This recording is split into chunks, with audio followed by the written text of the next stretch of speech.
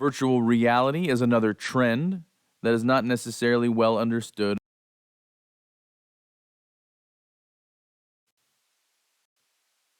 If you are familiar with the concept of the flipped classroom, you know that lectures are typically delivered through video lecture. Recently, there has become a push to create shorter videos. This may result in breaking up one larger lecture into 2 or 3 smaller lectures, but the push is to create shorter videos so that the shorter attention spans of young students are not limiting them from accessing the information. Instead of giving a lot of information out all at once, information is given out in smaller chunks but more regularly. Virtual reality is another trend that is not necessarily well understood by everyone in education. When virtual reality was first introduced to the public, it required a headset and a large bank account. But today, virtual reality simply consists of, for example, online science labs.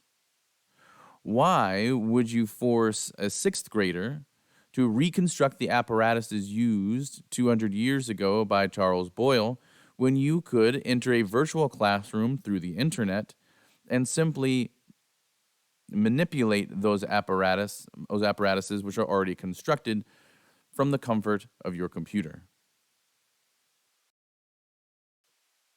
The third trend I would like to cover here is gamification. Most humans enjoy playing games, whether they are individual games or collaborative games, hyper-competitive games, or simply inwardly competitive games. Gamifying your lessons or the content or some aspect of the lesson allows students to draw interest from their own competitive nature.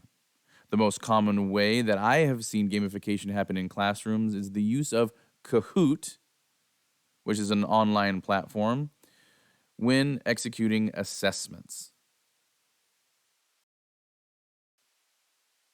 The next trend I'd like to mention is augmented reality. Different from virtual reality, in augmented reality, sounds, text, or images are superimposed over the view of a real world situation or image. If you have ever seen the movie Minority Report, or you've ever used the Pokemon Go app, you have seen augmented reality in action.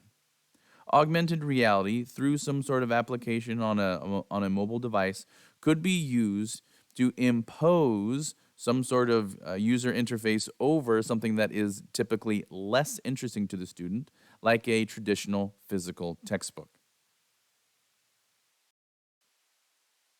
The next trend I'd like to mention is scenario-based e-learning. As opposed to a typical e-learning course, in which case you may sit down and click your way through some random test questions and be done, in a scenario-based e-learning system, the student has input in the next step of their learning adventure. This is very, very reminiscent of the old choose your own adventure stories, but implemented in the classroom. This may end up in a lot of front-loading work for the teacher, but it creates a highly interactive system that allows learners to choose their own journey through the content in a non-linear fashion.